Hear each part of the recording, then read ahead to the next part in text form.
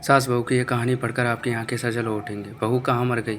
अंदर से आवाज़ें, जिंदा हूँ माँ जी। तो फिर मेरी चाय क्यों नहीं आई अभी तक? कब से पूजा करके बैठी हूँ मैं, ला रही हूँ माँ जी। बहू चाय के साथ भजिया भी ले आई। सास ने कहा, तेल का खिलाकर मारोगी क्या बहू? बहू ने कहा, ठीक है माँ जी, ले जाती हूँ। सास ने कहा, रहने दे, अब बना दिया है तो खा लेती हूँ। सास ने भजिया उठाई और कहा, कितनी गंदी भजिया बनाई है तुमने।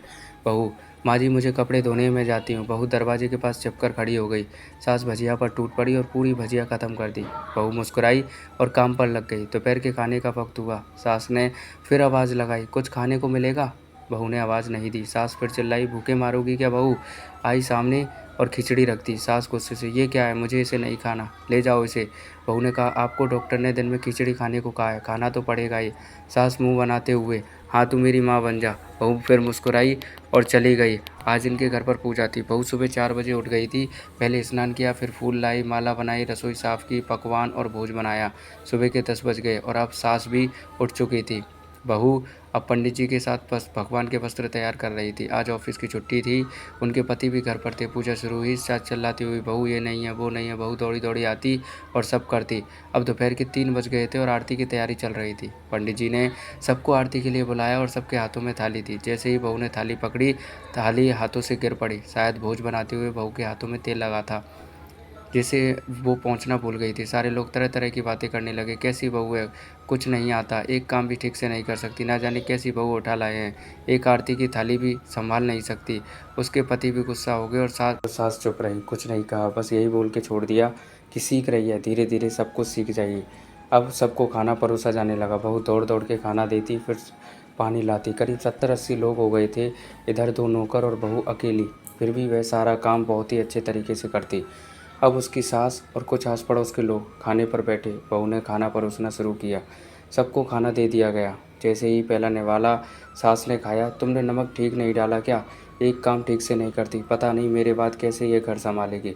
आस पड़ोस वालों को तो जानते ही हो ना साहब, वो बस बहाना ढूंढते हैं नुक्स निकालने का। फिर वो सब शुरू हो गए, ऐसा खाना है, ऐसी बहू है, ये वो वगैरह वगैरह। दिन का खाना हो चुका था। अब बहू बर्तन साफ करने नौकरों के साथ लग गई। रात में जगराता का कार्यक्रम रखा गया था। बहू ने भी 1-2 गीत गाने के लिए स्टेज पर चढ़ी। सास जोर से चिल्लाई, मेरी नाक मत कटा देना, गाना नहीं आता तो मत गा, वापस आ जा। बहू मुस्कुराई और गाने लगी। सबने उसके गाने की तारीफ की, पर सास मुंह फुलाते हुए बोली, इससे अच्छा तो मैं गाती थी जवानी में, तुझे तो कुछ भी नहीं आता। बहू मुस्कुराई और चली गई। अब रात का खाना खिलाया जा रहा था। उसके पति के ऑफिस के दोस्त साइड में ही एक ड्रिंक करने लगे।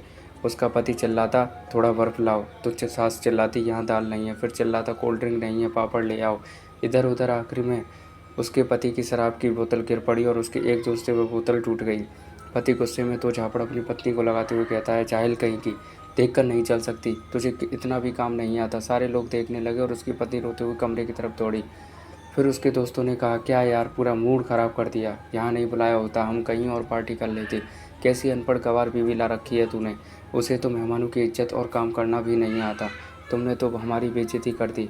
अब आस पड़ोस के औरतों को और भी बहाना मिल गया था। वो कहने लगी, देखो क्या कर दिया तुम्हारी बहू ने, कोई काम की नहीं है। मैं तो कहती हूँ अपनी बेटी की दूसरी शादी कर दो, छुटकारा पाओ इस गंवार से। सास उठी और अपनी बेटी के पास जाकर उसे थप्पड़ मारा और कहा, अरे नालायक, तुमने मेरी बहू को मारा, तेरी हिम्मत कैसे हुई, तेरी टांगें तोड़ दूंगी।